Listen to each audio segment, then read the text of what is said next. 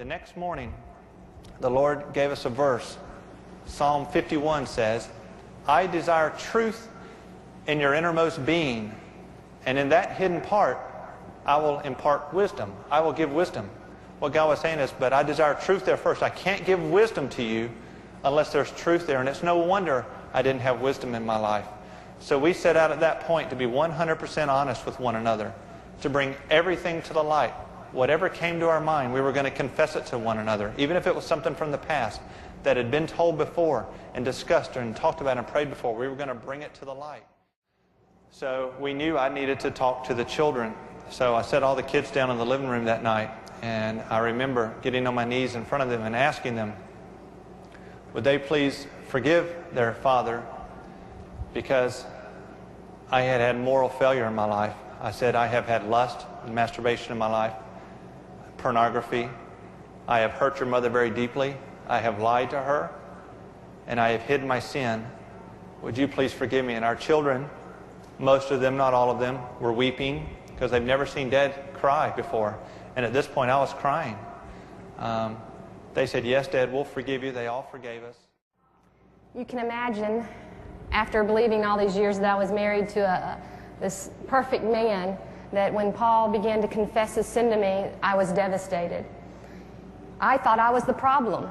Not only did I think I was the problem, I had been told that I was the problem. Every time that we would go to counseling, we had gone to counselors at least 3 times in our marriage because I knew something was wrong. I couldn't put my finger on it. I didn't know what it was. I just knew something was wrong. And every time we would go, it was always the same outcome. The counselor, the pastor would always look at me and say, I don't get it. You are married to a really nice guy. He's a great guy. Your expectations of him are way too high. Jenny, you're expecting way too much from him. And I would get this over and over and over, and I would leave the counseling sessions and just feel so horrible. Again, it was me. It was me. But yet there was still something inside me that said, no, something is not right, and it's not all you. But as Paul said, he would lie over and over. And so when he came and he began to tell me this, all of a sudden the light went off.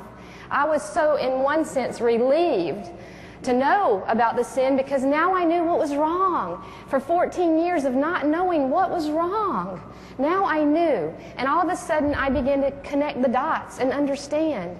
I had a real problem with immoral dreams, and I hated it. For years, I would have immoral dreams, and they were always the same. They were Paul having an affair with another woman.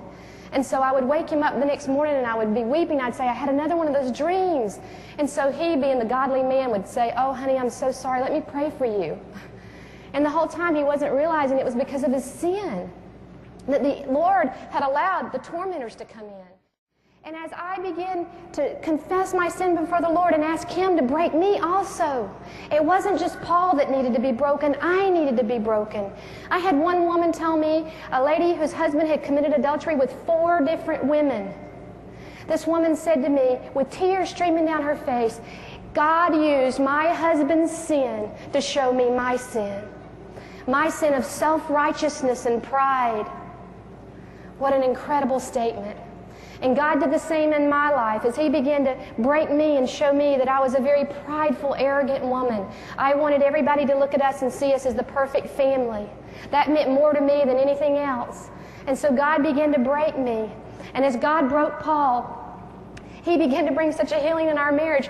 I began to see this broken man, and I wanted nothing more than to get under him. I wanted to submit to him. A broken man, a wife won't turn from a broken husband. Children will not turn away from a broken daddy. We've seen it over and over and over. People come to us and they want to tell us about all their kids' problems, their kids' rebellion. And so we say, well, can we talk about you? And men, if you want to find true brokenness, you've got to be willing to commit to 100% honesty. Not 99%, I'll tell everything but this, because as Jenny said, that's where the grace stops. We've got to be willing to do whatever it takes. Brokenness, in and of itself, will not come just because you're open, but you'll never find brokenness before the Lord without being open. You've got to come to that place first.